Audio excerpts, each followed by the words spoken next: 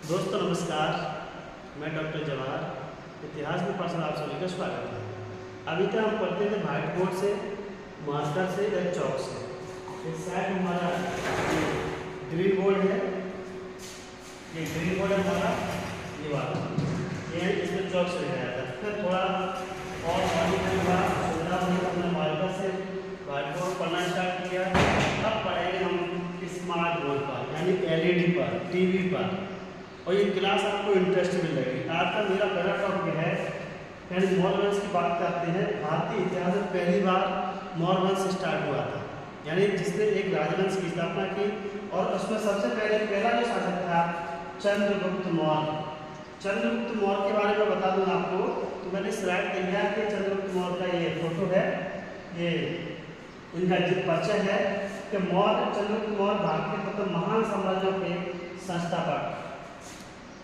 उन्होंने मौर्य साम्राज्य की स्थापना कर भारत का एकीकरण किया और शक्तिशाली समृद्ध राज्य की सदी, यानी भारत में सबसे पहले चंद्रगुप्त मौर्य ने ही क्या किया, ये एक शक्तिशाली और भारतीय एकीकरण की नींव डाली।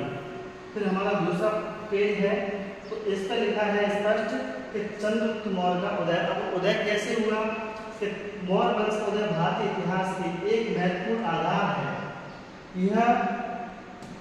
यह वंश गुप्त साम्राज्य का पूर्ण प्रशासन करता था, यानी जो वंश है ये गुप्त वंश एक शासक एक वंश और हुआ तो उससे पहले शासन करता था, और अपने संस्थापक चंद्रगुप्त मौर्य की विजयों की प्रसिद्ध था। यानी जो मौर्य वंश है वो किसलिए प्रसिद्ध था, वो प्रसिद्ध था अपनी विजयों के लिए। मौर्य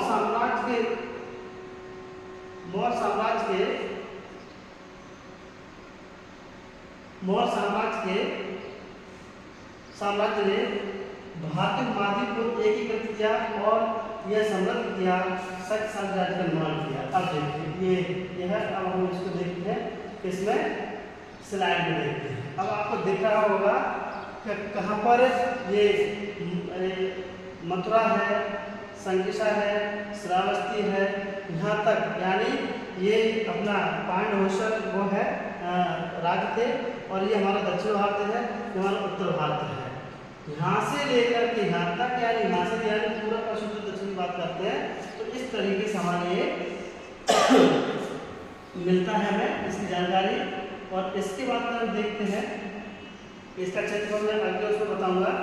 अगला हमारा टॉपिक है चंद्रगुप्त मौर्य का जीवन और राज्यारोहण।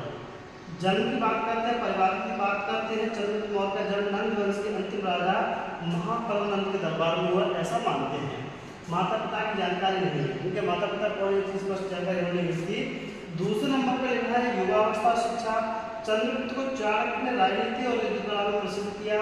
उन्होंने चंद्रगुप्त को अपना उत्तराधिकारी नामित कर दिया। पहली बार किसी शूद्र वंश के व्यक्ति को या बच्चे को या लड़के को एडॉप्ट किया किसी एक चाणक्य महान के द्वारा।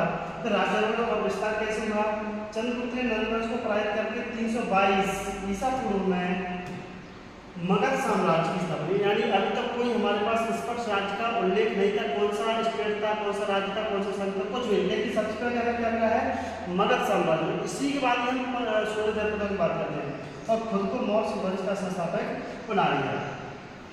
और आगे देखते हैं, तो चंद्रगुप्त का युवावस्था में चाणक्य राजनीति और युद्ध कला प्रसिद्ध होना उनके भविष्य में महत्वपूर्ण साबित हुआ। उन्होंने नंद वंश को पराजित कर 322 ईसा पूर्व में मगध साम्राज्य की स्थापना की और मौर्य वंश का संस्थापक बन गए।